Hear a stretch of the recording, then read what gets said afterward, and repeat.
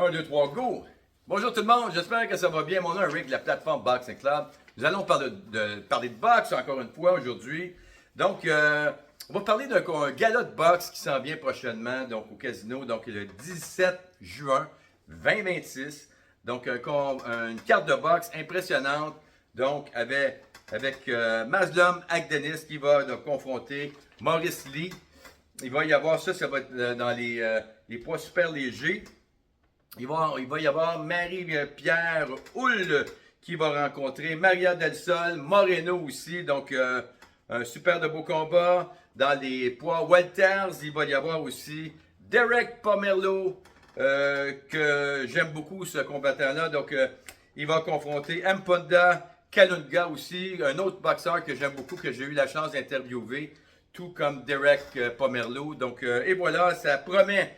Donc, pour la carte du 17 juin 2026, fan de boxe. Et je vais vous parler aussi, donc, hier, je vous ai parlé de Pringa, Anthony Joshua. Je vous ai dit que Pringa était menaçant. Et oui, Pringa est menaçant, même si, selon les statistiques, il n'a pas rencontré donc, les opposants donc, que son adversaire a rencontré. Donc, ça, c'est clair. Anthony Joshua, ça va être probablement une légende de la boxe. Il a rencontré les meilleurs. Il a rencontré aussi Vladimir Klitschko. Il a gagné ce combat-là. Donc, par KO. Par KO, on sait que Tyson Fury a gagné. Lui, il s'est rendu, donc, à la limite, au 12e round. C'est une décision. Mais, voyez-vous, très grosse rivalité aussi entre Anthony Joshua et Tyson Fury, vous le savez.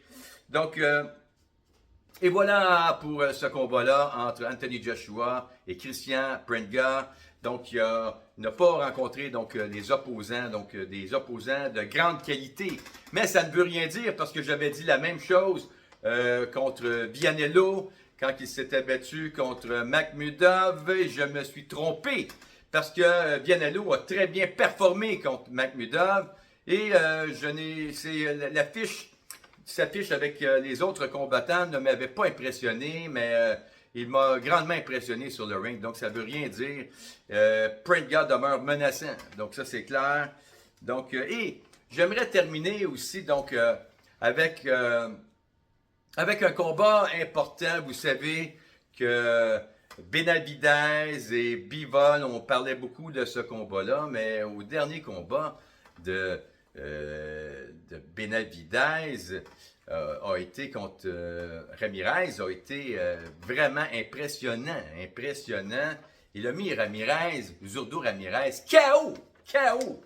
Donc, est-ce que vous pensez que Dimitri Bivol et l'équipe de Eddie Hearn vont vouloir s'en prendre donc à David Benavidez, fan de boxe? Poser la question, c'est peut-être y répondre en partie, fan de boxe. Donc, et on voit de plus en plus donc des affiches entre Dimitri Bivol et Arthur Beterbiev. Je crois que c'est en négociation probablement, même si ce n'est pas officiel. C'est mon flair qui le dit tout simplement. Mais mon flair, des fois, peut se tromper. Mais je crois qu'on est dans la bonne direction. Il va y avoir, à mon avis, un combat entre Beterbiev et Bivol prochainement. Parce que je ne penserais pas que Bivol pourrait vaincre Benavidez. Et sûrement que dans l'équipe d'Eddie Hearn, ils se sont même posé la question. Et ils ont peut-être même répondu à cette question-là d'une façon très objective et affirmative. Donc, et voilà. Fan de boxe, où on en est présentement. Donc, ça promet énormément. Donc, vous savez, Benavidez, il m'impressionne de plus en plus. J'ai fait une chronique donc sur Benavidez de sa jeunesse, fan de boxe. Vous irez voir ma petite chronique, très intéressante aussi. Donc, mon nom est Rick de la plateforme Boxing Club. Faites attention à vous et on se revoit pour un autre combat de boxe, fan de boxe. Merci. Au revoir.